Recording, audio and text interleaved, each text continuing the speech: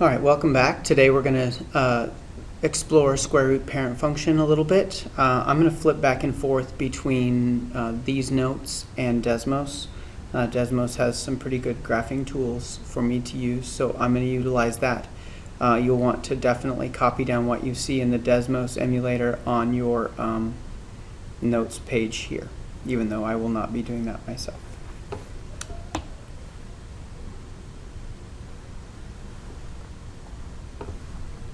All right, in question number 1, we're going to begin by filling in the tables.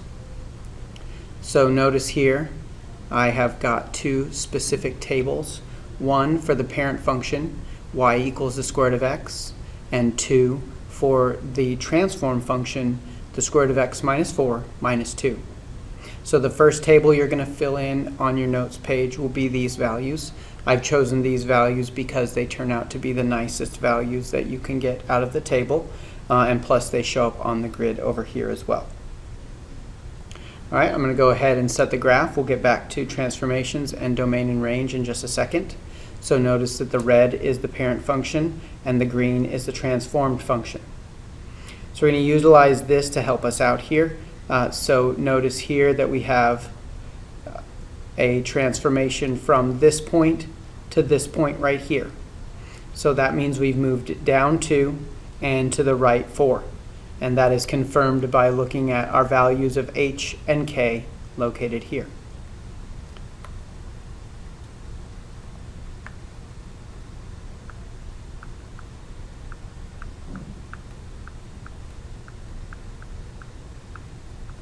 Now the square root function is unique in that it has a starting point, a definite starting point. And that is very important when it comes to identifying domain and range. So the starting point is always the boundary for the domain and the boundary for the range. Now whether or not it's above or below that boundary all depends on reflections. Now because there are no negatives in the transformed function, that means there are no reflections here. So this beginning point for the domain is 4, because remember, domain is x is 4. 4 to infinity will be my domain. The beginning point for my range is -2, because range is y. The starting y value of this graph is -2. No reflection means it's -2 to infinity. I'm going to use interval notation for to infinity and -2 to infinity. Remember, those are included with brackets, excluded with parentheses. Question number 2 is going to be completed in the same way. Let's go ahead and take a look at the tables first. All right, now these ones involve some fractions there. That one snuck in. That one should be a 9. There we go. That's a much better number. I like that one a lot more. All right. Now we've got our tables. There's our parent function, and here's our transform function. Because of that 1/3 right there, that's why you're getting these thirds in both of these numbers. Not a big deal. We can use those to help us out. All right, let's go ahead and take a look at what happens here.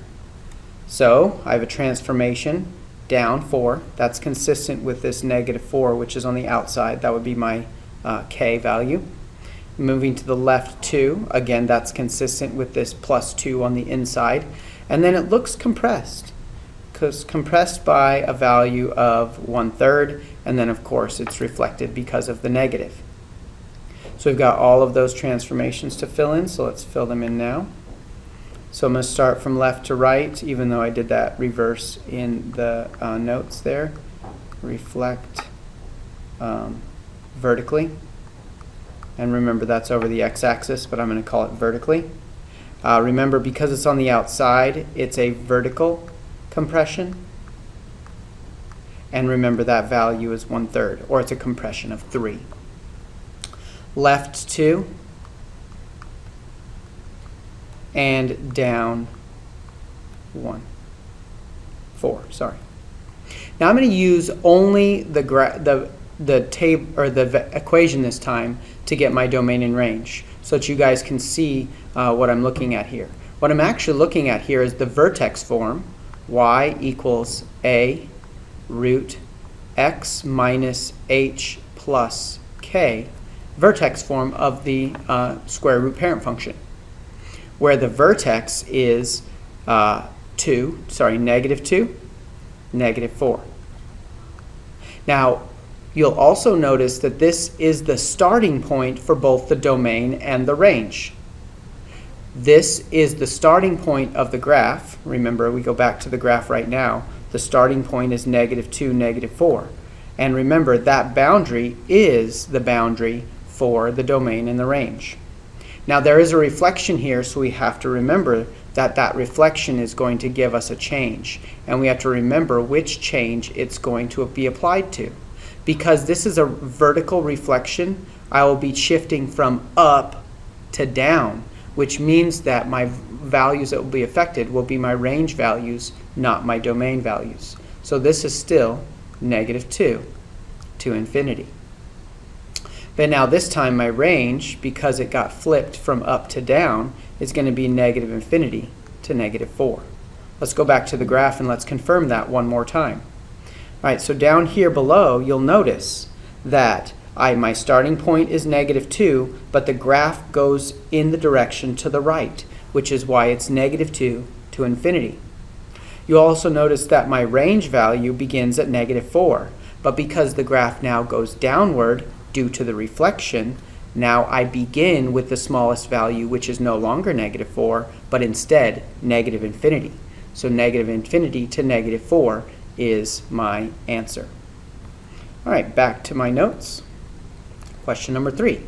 We'll write an equation, okay? So the first thing I want to do is I want to determine where the vertex is. That would be -2, 0. So HK is -2, 0. All right, the next thing I want to do is I want to determine if there's any sort of stretch, compression, or reflection. I'm going to go over 1 and up 1.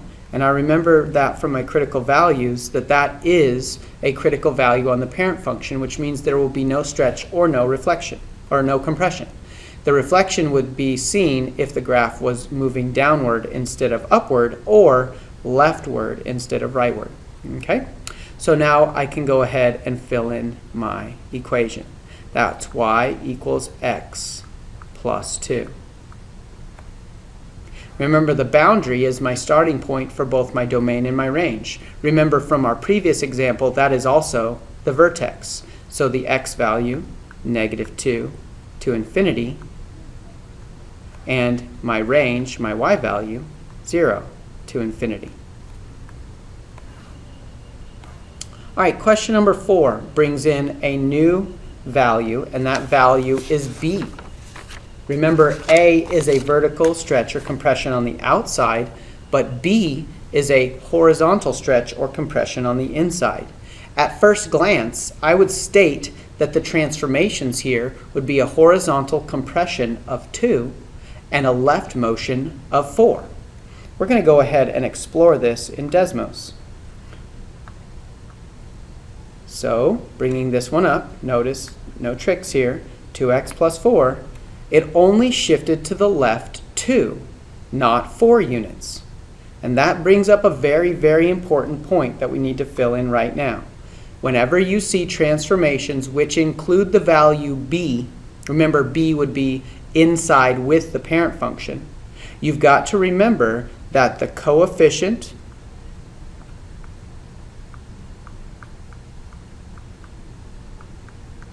of x must, underline that, be 1. Okay. The coefficient of x must be 1. If it is not, you have an extra step to do, and that extra step is to factor out the 2 from the quantity. So I get x plus 2. And now we can see in the graph here why I went to the left 2 instead of going to the left 4.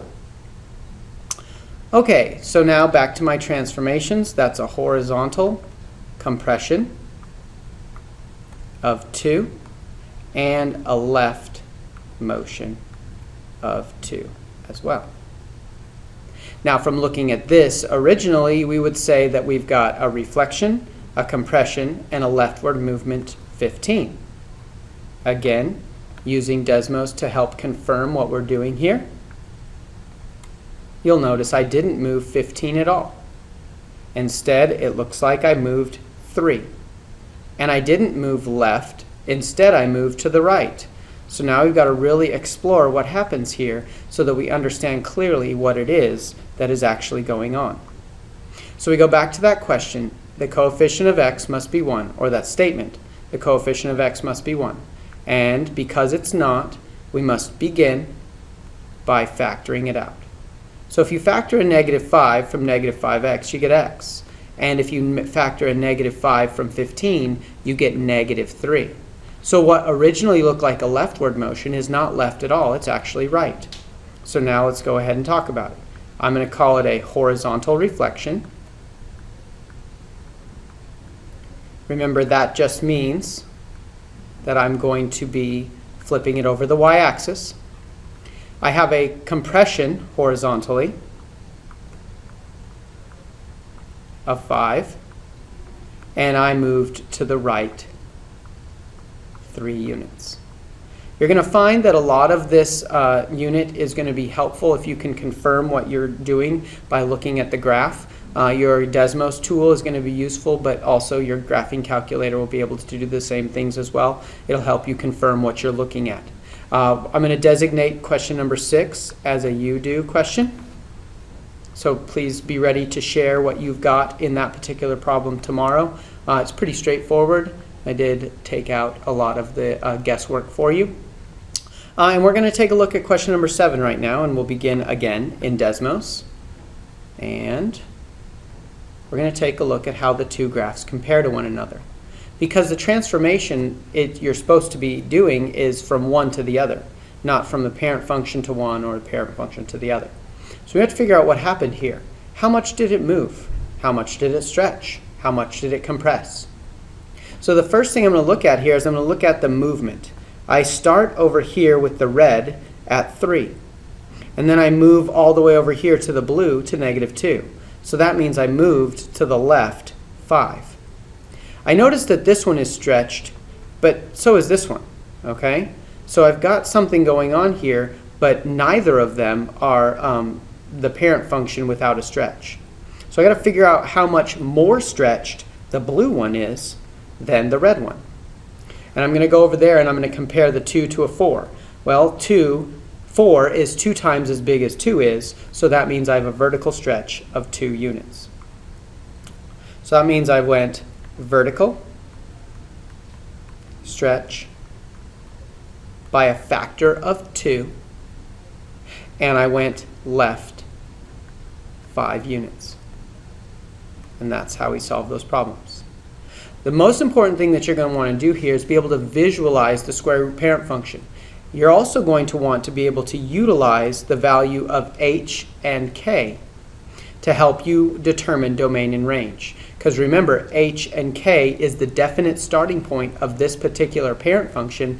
It makes domain and range very simple by just filling in those boundaries and continuing to either infinity or negative infinity depending on your reflections. Be ready with question number 6 and any other questions that you might have tomorrow in class.